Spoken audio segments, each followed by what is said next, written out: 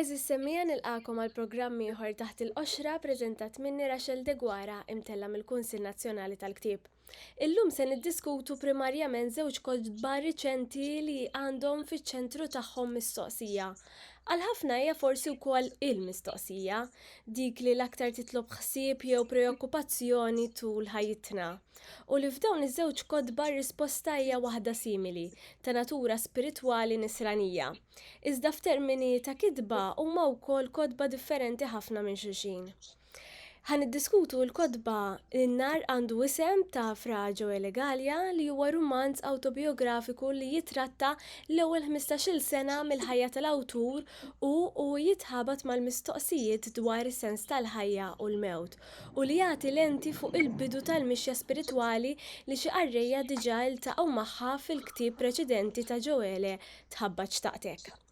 Il-ktib liħor meta r-ruħ tintbil fid-deb, din id-darba huwa forma ta' manwal ġabra ta' noti dwar il-prattika tal-meditazzjoni nisranija jew karmelitana u li hija bbażata dwar serje ta' lezzjonijiet u diskussjonijiet immexxija mill-awtur Patri Charlo Camilleri li nataw fil-kunvent tal-Karmelitani fl-Imdina. Joele, Charlo, nilqawkom magħna fil-programm kif intom? Grazzi tal-istedina. Grazzi tal-istedina u insellem lilkom it-tnejn u nsellem lis-semmija ta' dan il-programm. Selmu l-kulħadd. Insellmulhom. Kif diġa semmejna inħoss li fiċ-ċentru tax-xogħlijiet tagħkom hemm mistoqsija, jekk mhux il-mistoqsija. F'ċertu mod il-ktieb tiegħek Charlo huwa eżerċizzju ta' tagħlim dwar ir-risposta u fir-romanz tiegħek Joele din ir-risposta tasal fl-aħħar.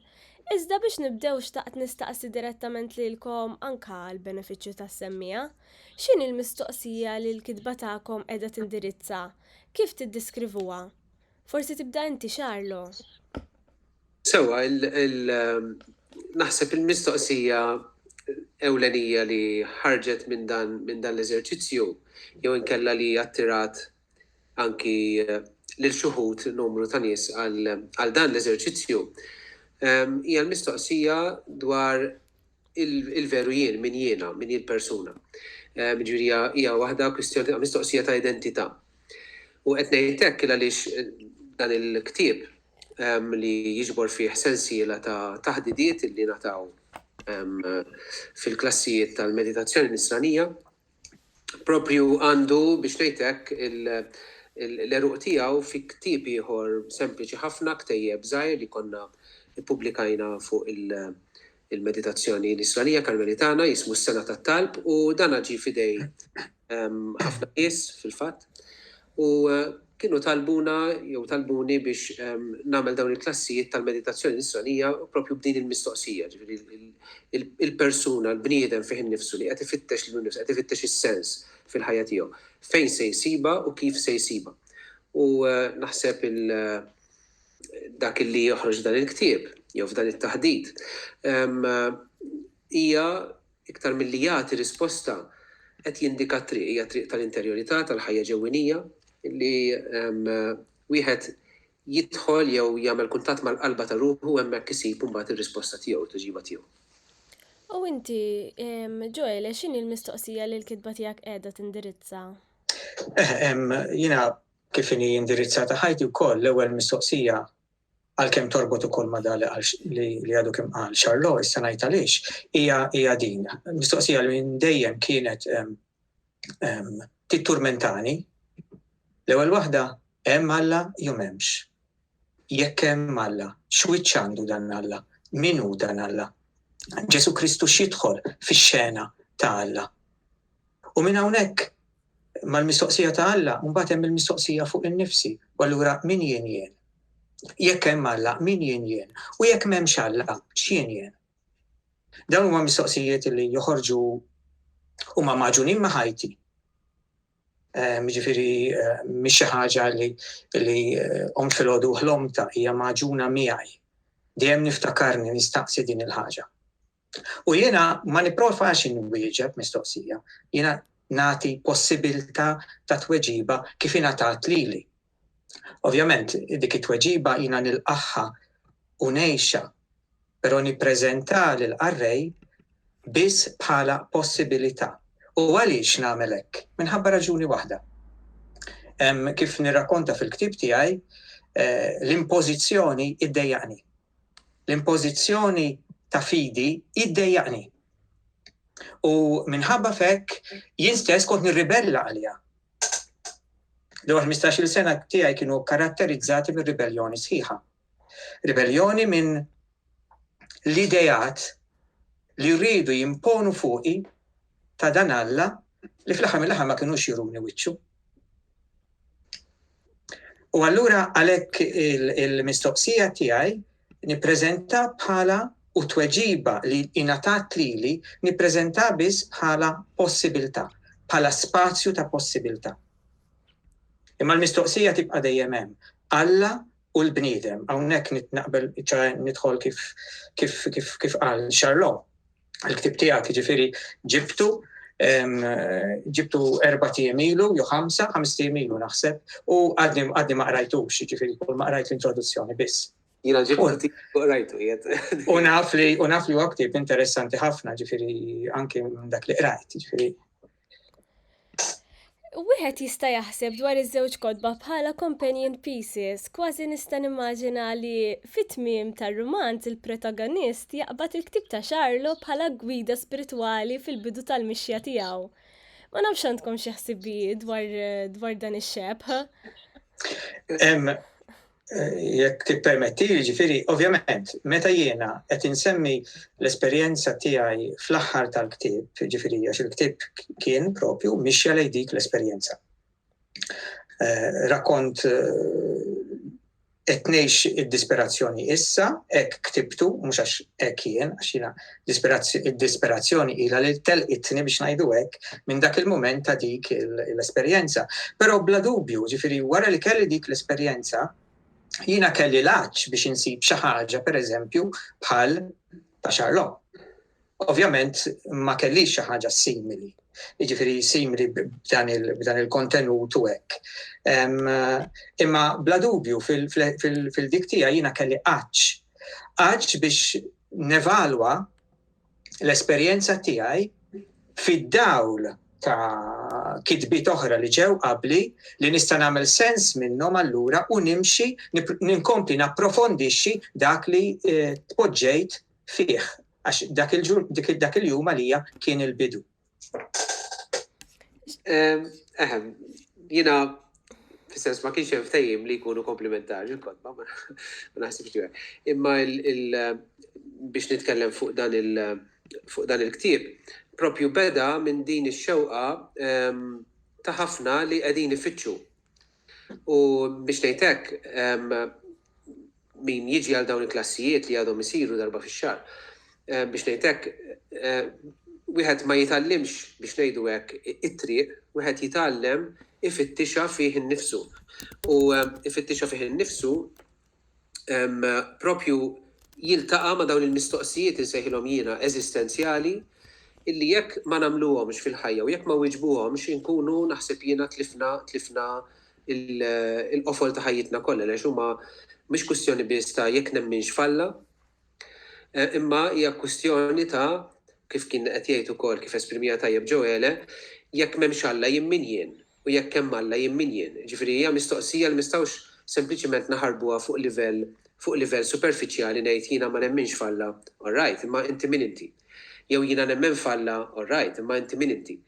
Ġifieri dan li qed jipproponi dan il-ktieb dawn it-taħdidiet huma fl-aħħar mill-aħħar biex ngħidlek manwal, oġbitni l-kelma li ngħid inti Rachel, manwal illi jgħin lill-persuna tagħmel il-mixja tagħha u tfittex u tinduna hi. Jiena nagħmel distinzjoni f'dan il-ktieb bejn il-jien u bejn il-kewn.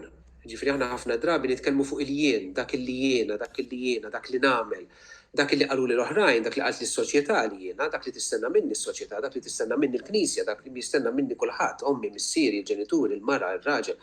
Ġifieri aħna dak il-jien tagħna ħafna drabi noqogħdu ftit bikwietna ngħidu min jien u nibda nara jiena Patri, jiena Nisrani, jiena Malti u jiena hekk, ma dak mhux il-jien, dak mhux il-veru.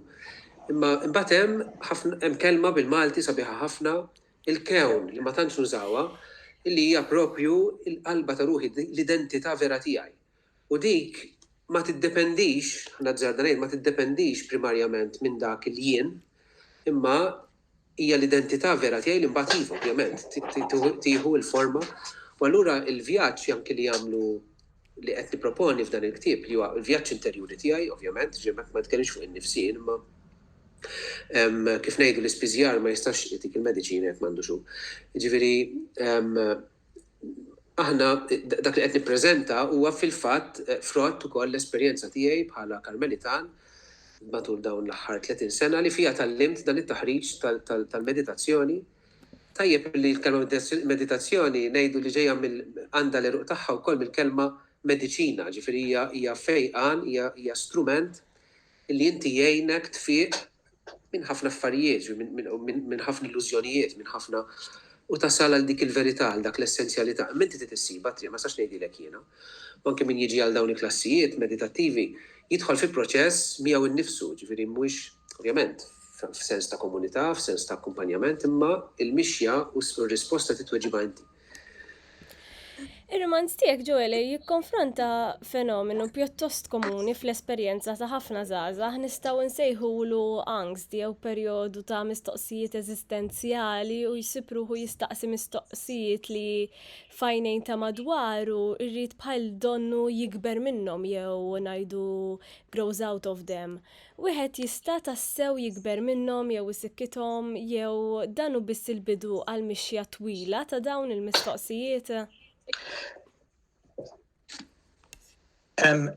Jidher li nistgħu nipprovaw naljenaw rasna minnhom u ħafna drabi kapaċi jirnexxinna naljenaw rasna minnhom. Insiktuhom forsi jseħħilna għal ftit. Noqtluhom ma naħsibx illi nistgħu. Charlot semma l-kwistjoni tal-kewn. Dak li jien fil-qalba ta' ruħi. Esperjenza li jien għamilta fl-aħħar tal-ktieb. Dik tatni l-esperjenza tal-kewn, hemmhekk tallimt x'inhu l-kewn. Imma dik ma tmutx u dik qiegħda f'kull wieħed minnha. Li nippruvaw insiktu dak li għamilna aħna, li hu aħna fil-profond tagħna, kif għadd naljinaw rasna minnu forsi. Insiktuh le. Jiena naħseb li kull mistoqsija iġġib mistoqsija oħra. Biex nitkellem fuq il-ktieb nitkellem ovvjament minn esperjenza tiegħi. Ingħatat li forma ta' tweġiba. Anzi ingħatat li tweġiba. Imma tweġiba hija qabbiż ta' mistoqsijiet oħra. Ma jfissirx li jiena ħkimt dak li hemm lilin minni jew il-ġewwa minni. Ifisser kif għadt inti il-bidu ta' triq tiegħi. Fil-fatt il-ktieb in-nar għandu isem huwa bidu ta' triq. Li waslitni sal-eremitaġġ. Forsi l-bidu ta' din it-triq għad ikun ktieb ieħor sal-eremitaġġ, imma huwa bidu. U għadni miexi, u għadni nistaqsi. Nistaqsi kuljum, anki fuq l-isfond ta' dak kollu li qiegħed jiġri fid-dinja, jiġri madwarna. X'inhuma l-benefiċċji li taraw ta' mixja kontinwa tul il-ħajja ta' mistoqsijiet spiritwali jew inkella x'inhuma r-riskji ta' sejba ta' sigurtà f'risposta primaċura? Joel semma, jekk tippermettuli, Joel semma l-illużjoni. U propju ħanieħu mill-aspett mill-ktieb tiegħi. Il-prattika meditattiva jew inkella li inti tiġi wiċċ imwieċ għax dik li ta' fl-aħħar mill-aħħar, tiġi wiċċ imwieċ miegħek innifsek u għal min jemmen jiġi wiċċ imwieċ miegħu innifsu quddiem Alla. Għax fl-aħħar mill-aħħar dik li llum il-meditazzjoni sfortunatament ġiet kommerċjalizzata ħafna u hija sempliċi hija għalija parodija ta' dak li hija fil-verità. Ġifieri għaliex hija qed tintuża bħala strument neħħinila l-qoxra eżistenzjali jew kellha neħħinila l-qalba eżistenzjali tagħha hija taħriġ li jipprova jwieġeb mistoqsijiet eżistenzjali u allura mistoqsijiet spiritwali li ma jistgħux naħarbu minnhom. Imma ġiet sekularizzata b'tali mod li twiet li ittik il-paċi, ittik il-kwiet, tneħħilek l-istress u tneħħilek hekk u tneħħilek hekk, mentri fil-fatt il-prattika meditattiva iżidulek l-istress biex inkun preċiż, ġifieri huwa taħriġ daqskemm huwa taħriġ tajjeb, huwa taħriġ ukoll li inti ma tistax timxih waħdek għaliex inti huwa taħriġ li qiegħdek bil-qiegħda jew bil-wieqfa qod kif trid jiena il-ktieb jiftaħ poeżija jew 4 versi jisimhom il-qagħda. U propju hekk, ġifieri inti toqgħod miegħek innifsek b'dak kollu illi ħajoħroġ minnek innifsek, b'dak kollu li tara minnek innifsek, u hemmhekk jiġu mhux risposti imma jiġu ħafna mistoqsijiet. U tibda tneħħi l-illużjonijiet, tibda tneħħi l-illużjonijiet fuq hekk innifsek, tibda tneħħi l-illużjonijiet fuq is-soċjetà ta' madwarek, tibda tneħħi l-illużjonijiet fuq Alla, tibda tinduna illi probabbilment jew aktarx l-idea tiegħek ta' Alla hija idea tiegħek jew idea imposta minn oħrajn fuqek. M'hemmx għalfejn tkun ħażina, taf tkun tajba, ma mhijiex Alla fl-aħħar mill-aħħar. Ġifieri dan it-taħriġ kemm fil-ktieb tiegħi u kemm ukoll fl-esperjenza kif miktuba anki fil-ktieb ta' Ġoele, qed turina propri dan il-vjaġġ ta' xi ħadd kuraġġuż illi joqgħod miegħu innifsu u għal min jemmen quddiem Alla wkoll u qiegħed jaffaċċja r-realtà tiegħu innifsu. U mbagħad minn hemmhekk jiżdiedu l-mistoqsijiet u forsi ssib it-triq. Issib tweġiba ma naħsibx li nsibu tweġiba li tagħtina sigurtà kbira ngħid jiena, għaliex tweġiba hija mal-menu kif nara jiena mill-fatt li jiena nasal biex naċċetta u nilqa' lili nnifsi u nilqa' r-realtà ta' madwari u nilqa' dik il-verità illi minnha ħireġ kollox u sempliċement jiena ngħix fiha u ngħix magħha u nħalliha tgħix fiha. Tweġibiet u tweġibiet jiġifieri hekk kif nifhmuhom aħna la sensibu u laqqas ġifieri f'ċertu sens. Eżattament. U fil-verità tieqa' fil-vjaġġ, tieqa' fil-mixja. Eżattament, fil-verità dak li qed jgħid Charlot, kull tweġiba hija bidu jekk hemm tweġiba, hija bidu li tiftaħlek propju poġġija tajjeb ħafna u ġifieri hija bidu propju. It-tweġibi hija l-bidu ta' triq. Charlot, fil-ktieb tiegħek inti wkoll kritiku minn dawn il-forum popolari li semmejtu tagħmel distinzjoni bejn dik nistranija. Kellimtna fuq x'inhi l-meditazzjoni, imma tista' jekk jogħġbok taċċena lejn it-tradizzjoni tagħha u fl-idea ta' li ngħix fl-issa u l-importanti tal-waqt preżenti, hemm relazzjoni ma' prattiċi ta' oriġini filosofiji tal-Lvant jew huma biss xebħ superfiċjali? Mela, il-bniedem minnu nnifsu jekk aħna nitkellmu mill-bniedem tekniku, il-bniedem l-Homo sapiens, l-Homo ludens, il-bniedem li jaf jilgħab, il-bniedem li joħroq it-teknika, però l-bniedem minnu nnifsu qabel da kollu il-bniedem huwa meditattiv. Ġifieri bniedem dak li tiddistingwi l-bniedem minn ħlejqa oħra huwa l-kapaċità tiegħu li jimmedita. U li jimmedita ġifieri li jidħol fih innifsu u jirrifletti. Jidħol fih innifsu u jarbel. Għandna wkoll xi ħiel li anki xi ħlejja li għandhom ukoll ċertu livell ftitoli ta' intelligenza kapaċi wkoll jaslu għal ċertu x'ismu istintiv, imma dik kwistjoni oħra. Però l-bniedem dak li jiddistingwih u qabel kollox qabel kull kapaċità oħra tiegħu il-bniedem jimmedita. Ġifieri allura hija prattika qabel ma hija prattika reliġjuża, hija prattika umana biex nitkellmu hekk. Ovvjament tradizzjonijiet reliġjużi u tradizzjonijiet filosofiċi kemm tal-Lvant u kemm tal-Punent, ovvjament din il-kapaċità tal-bniedem innata fih naturalment jagħmlu użu minnha. U le m'hemmx, hemm rabta iva, hemm rabta u hemm konnessjoni bejn it-tradizzjonijiet kollha meditattivi għaliex hawnhekk qegħdin nittraxxendu forom u tradizzjonijiet reliġjużi u fil-fatt jiena fil-ktieb naċċenna anki nagħmel ċenni żgħar ma nidħolx fil-profond tagħhom, imma naċċenna għal diversi biex ngħidlek għodot illi jtuna diversi tradizzjonijiet kbar u li qegħdin jagħtuna l-istess għodot flimkien. Issa hemmx korrelazzjoni u hemmx influss dik kwistjoni oħra, kwistjoni tal-istoriċi, kwistjoni ma tidħolx f'dan il-ktieb.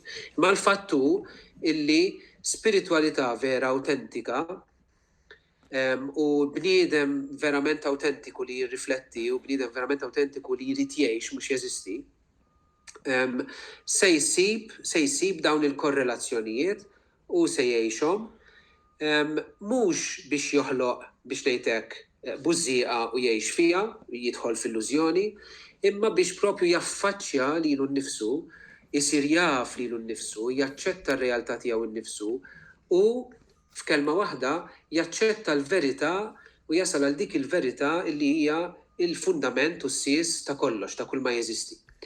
Ġifieri għalhekk jiena kritiku ħafna meta nitkellmu minn meditazzjoni sekulari, illi forsi ftit nafu imma fil-kontinent qed tiġi sfruttata anke biex toħloq forma oħra ta' skjavitu.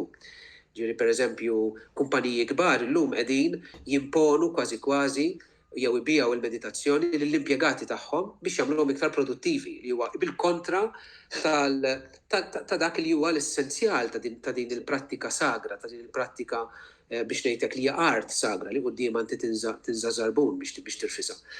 Ġifieri noqogħdu ftit attenti għalhekk jiena kritiku ħafna biex wieħed isib modi ta' kif joqgħod miegħu innifsu u jaraf lilu nnifsu semmek m'hemm xejn ħażin.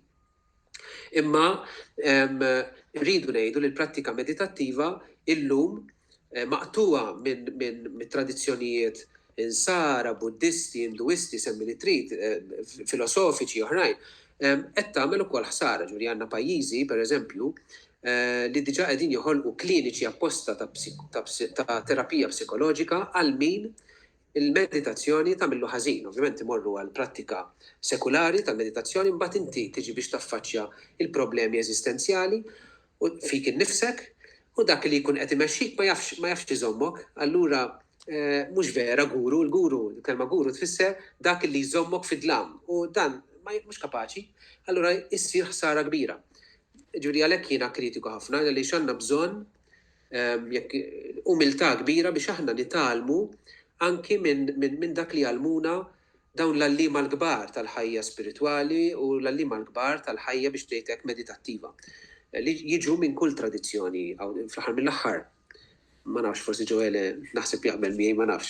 Naqbel miegħek perfettament naqbel miegħek. L-aħħar mill-aħħar Alla huwa wieħed, il-verità hija waħda u Eżattament. fejn tasal għalija l-importanti li tkun taf. Naqbel miegħek perfettament.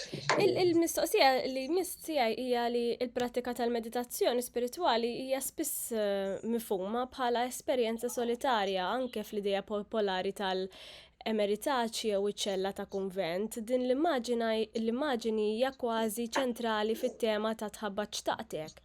Iżda fil-ktieb tiegħek Charlotte tikteb dwar proċess komunitarju. L-ewwel net, kif iżżewġu dawn l-idejat? Jiena għalija din hija waħda mill-illużjonijiet il-kbar. Ġifieri inti l-aspett u ġieli tkellim dwarha mod speċjali f'dan iż-żmien tal-COVID li jekk m'allimna xejn ħanitkellem fuq livell reliġjuż. Jekk lill-Knisja m'allima xejn dan il-perjodu tal-COVID jew lill-insara m'allimhom xejn, indunajna forsi illi dak ħafna minn dak l-affarijiet li aħna konna ngħidulhom komunjoni u xirka fl-imkien u fil-fatt kienet soċjalizzazzjoni. Waqgħet s-soċjalizzazzjoni u ndunajna li komunjoni ma teżistix. Ġifieri, rrid nagħmlu distinzjoni bejn l-aspett komunitarju, dak li nsemmi hawnhekk il-komunità jew inkella fit-tradizzjonijiet orjentali s-sanga u diversi. U l-aspett soċjali. L-aspett soċjali huwa footnote, nota għall-aspett komunitarju. Ġifieri l-eremita illi qed jgħix fl-eremitaġġ probabbilment għandu esperjenza ta' komunjoni qawwija miegħu innifsu mal-Alla, mal-ħolqien, mal-bnedmin li jiġu anki mhux biss ħabtu l-bib tal-kunvent jew tad-dar fejn jgħix, imma din il-kompassjoni universali, anki dan lejxin fil-qalba ta' ruħu, il-bniedem spiritwali veru, ta' dak li tgħaddi minnu l-umanità. U f'kelma waħda l-eremit jew il-bniedem li jimmedita, għaliex timmedita waħdek, anke jekk tkun ma' oħrajn, timmedita fi skiet, ma toqgħodx tgħid il-ġakulatorji, ġifieri timmedita fi skiet, kull wieħed waħdu jkun, imma qiegħed ma' oħrajn, u dik tagħti ċertu ukoll ċertu enerġija biex nitkellmu hekk. Imma l-eremit waħdu li dalgħodi li meditajt waħdi fil-ċella tiegħi, il-komunjoni mhix daqshekk maqtuha, anzi, il-bniedem li Il-maqlub. kapaċi jgħix waħdu u l-bniedem li kapaċi jkun miegħu innifsu waħdu u l-kelma waħdu ġejja wieħed, allura mhux frammentat, mhux imkisser, Maqut. kapaċi jgħid maqut, kapaċi allura jkun strument ta' kompassjoni, komunjoni vera, mhux soċjalizzazzjoni ma' oħrajn. Ġifieri ma nara illużjoni li ngħidu l-eremit waħdu u l-komunità flimkien. U dan nista' nikkonfermah jiena li għamilt 15-il sena ta' solitudni fiżika. Nista' ngħid illi il-mixja tiegħi kienet letteralment mixja lejn komunjoni, anke fil-qalba tas-solitudni. Fil-qalba tas-solitudni fejn missejt il-kewn biex immur għal-kelma, ma li tmiss il-kewn tmiss lil kulħadd u tilħaq lil kulħadd. U biex ngħid xi ħaġa fuq hekk, anki l-fatt ta' dak tal-kodba tiegħi kemm imxew u kemm għandi ħafna rispons, ġifieri jien stess qatt ma stennejtu. Għaliex? Għax jgħidulek inħossok miegħi. Issa, in-nies jgħiduli min eremita. Jien eremita, imma eremita ma jfissirx fil-babil tiegħek. Eremita jiġifieri fil-qalba tiegħek innifsek faqda mal-ħolqien kollu. U naħseb. Għajli. Le, fissess li huwa messaġġ qawwi kemm ta' Ġoele u forsi tiegħi wkoll. Illa għaliex jekk nosservaw ftit, x'inhi l-problema kbira anki fir-relazzjonijiet ta' żmienna u fil-frammentazzjonijiet il-kbar li għandna. Li ma nafux noqogħdu ma' nfusna u ma nafux lil nfusna. Allura nġorru il-frammentazzjoni tagħna u ħanuża kelma kera nobsquha fuq l-oħrajn u noħolqu firdiet. Sorry, Ġoele. Le, huwa hija verità. Din hija waħda mill-problemi tas-soċjetà tal-lum. Illum, ovvjament, bil-Facebook, bil-Twitter, aljenati minna nfusna. Suppost qegħdin ma' xulxin, ma' aħna aktar imbedin minn xulxin. Jiena minkejja li ngħix is-solitudni tiegħi niltaqa' man-nies kuljum. Imma għaliex niltaqa' man-nies kuljum? Sempliċement mhux għax ngħidilhom jien jew. Imma x'jafu mhux veru. Kif nemmen li anki Xarlo għandu din l-esperjenza, għaliex jafu li isma' jistgħu jsibu min jismagħhom, min jifhimhom, min ikun magħhom jimxi ftit magħhom fid-dlam anki li nġorru fina nfusna. Allura, minna nifissa turik li l-eremita mhux maqtuħ ġo Babil. U dlam jibqa' dlam. U dlam jibqa' dlam. U aħna fid-dlam nimxu. Ekku. Għana maħniex botos tal-100. Jo tal-1000, ma nafx. Ma jistax nixellu, ma Tkellimna dwar numru ta' ideat li spiss jekk ma tkunx bdejt forsi il-mixja metidattiva jafu jinħassu kemm xejn astratti u li fil-kidbit tagħkom issawru fi proża iżda anke f'ġabrit ta' poeżija. Wara li tħadmu l-lingwa għal sigħat sħaħ, kemm issibuha għodda ideali biex tiddiskutu l-ispiritwalità, il-fidi u Alla. Bħala kittiba tħossukom at the limits ta' dak li l-għodda tal-lingwa tagħkom kapaċi tesprimi? Misibda. Kif triġa, ibda intillu. Ok, nibda jiena mela. Kif tixet il-kitba kollha tiegħi, ġifieri sitt kotba ta' poeżiji u tnejn ta' proża, il-problema tiegħi mal-kelma hija kontinwa. Għalija il-kelma f'xi partijiet ngħid il-kelma hi giddieba, imma m'għandix għodda oħra. Nixtieq kont naf il-mużika, ċara indoq u nikkomponi l-mużika. Imma m'għandix dik, kull m'għandi għandi l-kelma. Il-kelma taqdini u l-kelma tifrustrani.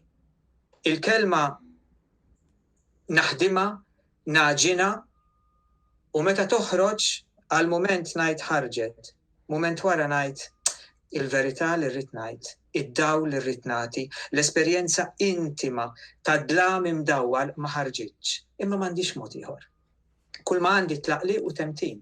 Nixtieq għandi, imma m'għandix. Fl-aħħar mill-aħħar mhux veru, fl-espressjoni umana, fl-emozzjoni umana. Hawnhekk jista' jikkoreġini Xarlo. Fl-emozzjoni umana Alla ma joqgħodx, Alla jmur lil-in. Jekk l-emozzjoni umana isa ġellewża, biex nitkellem metaforikament, ġifieri Alla huwa oċean infinit. kif nista' jiena bit-tlaqliqa tiegħi naqbad dak li ħolloq il-kelma. ċoe dak li huwa lil mill-kelma, fil-kelma u l-fuq mill-kelma. Kif nista'? L-arti hija, l-arti tal-kidba, il-kidba hija għodda imma għodda biex turik il-limitu. Jiena qatt ma nikteb biex ngħid isma' ieqaf fil-kidba. Il-kidba tiegħi hija sempliċiment ħoss li trid tissemmak, li trid tintroduċik, li trid tagħtik idea ta' sinfonija sħiħa. Jien nismaħħa dik is-sinfonija, sinfonija li tweġġani, sinfonija li tferini fil-profond tiegħi. Imma m'għandix biex indoqqa li fit-tlaqliq. Jina naqbel miegħek ġifieri fuq livell prattiku, ġifieri meta nipprepara dawn it-taħdidiet u da. U anki ma ngħidlekx kemm il-darba ndura, ġifieri għax tikteb jew tgħid u mbagħad tgħid li stejt ġifieri fuq livell prattiku wkoll, ġifieri biex tesprimi dak li ħireġ mis-skiet, Ġoeli se jaħlu skit etern, ġifieri hemm din ir-relazzjoni bejn is-skiet, il-kelma u li terġa' lura fis-skiet. U naħseb iż-żewġ kodba tagħna dan li jagħmlu, ġifieri ħankellem fuq il-ktieb tiegħi. Dan il-ktieb, dawn it-taħdidiet li huma mbagħad il-kapitli tal-ktieb, ħarġu mis-skiet, saru laqqas kelma miktuba, ġifieri kelma mitkellma fl-aħħar mill-aħħar, illi nżeret mbagħad dawk li qegħdin jisimgħu, saret kelma miktuba, imma marret lura għaskiet ta' kull individwu li semaħħa. U wkoll ġifieri kull min jaqra dan il-ktieb minħabba li żamm din l-oralità tiegħu it-test. Ġifieri ġie rranġat it-test biex ikun tajjeb biex jiġi pubblikat. Imma żamm jiena xtaqtu li jżomm dik l-oralità u dik l-ispontanjetà ta' kelma mitkellma li ħirġa mis-skiet. U kien hemm kumment ta' xi ħadd li kiteb fuq il-gazzetta li qrah u ħassu jitfgħu lura għal dak is-skiet ġewwieni tiegħu. Ġifieri jekk m'hemmx skiet m'hemmx il-kelma u jekk m'hemmx il-kelma m'hemmx is-skiet. Ġifieri u kemm fil-filosofija, kemm fit-teoloġija l-Isranija, però wkoll fil-Vant imbiet hemm dan il-faxxinu, din il-kontemplazzjoni ta' skit etern li jieħu forma tal-kelma, imma dik il-kelma terġa' lura skiet. U dan huwa proċess isu ċirku virtuż, mhux ċirku vizzjuż, illi iwassalna biex propju mis-skiet ta' dak li aħna, mill-kontemplazzjoni ta' dak li aħna fina nfusna quddiem Alla u falla, nesprimu. Imma mbagħad dik l-esperjenza se tkompli tidħol fil-profondità, is-skiet se jibqa' jkun iktar profond, id-dlam biex ngħidu hekk se jkun iktar mudlam. U allura dik teħtieġ iktar kelma oħra biex inti tesprimi. Allura il-kelma le mhijiex biżejjed, jiena nitħabat ħafna magħha biex niktibha. U mbagħad inħoss ukoll illi ġala darba ikun ħareġ ktieb, dak ifisser illi qed kelli ngħid wasalna għal proċess ieħor, bdejna proċess ieħor. Fadlinna l-aħħar 5 minuti u nixtieq nistaqsikom l-aħħar mistoqsija. X'kodba ta' natura spiritwali tirrakkomandaw li kienu ta' formazzjoni għalikom kemm bil-Malti u kemm b'lingwi oħra? Forsi tibda inti, Ġoele. Mela, jiena wara li kelli biex ngħidu hekk il-laqgħa tiegħi mal-esperjenza ta' Alla, nistqar li l-ewwel ma fittixt fil-esperjenza tiegħi kienet l-iskrittura, speċjalment il-Vanġeli. L-ewwel odost hemmhekk. Dak għaliex kont nara l-kodba u ma kinux jimlew li dak l-ewwel hemmhekk. U mbagħad ikolli nistqar illi dort għall-kodba Karmelitani, Santa Teresa ta' Ġesu u San Ġuwan tas Salib, li kont naqrom u kont inħoss, jienu naqrom, kont inħossni dak iż-żmien, kont inħossni nifhem x'qed jgħidu. Issa stramba din kienet kellha 17-il sena meta ntqajt magħhom dik l-ewwel darba. Bdejt Teresa ta' Ġesu u bla dubju l-esperjenza tagħhom kompli dawlet l-esperjenza tiegħi. Mbagħad ovvjament kitbiet oħra fil-ħajja monastika li huma ħafna. Ma noħodlokx aktar ħin xejn. Le, all right.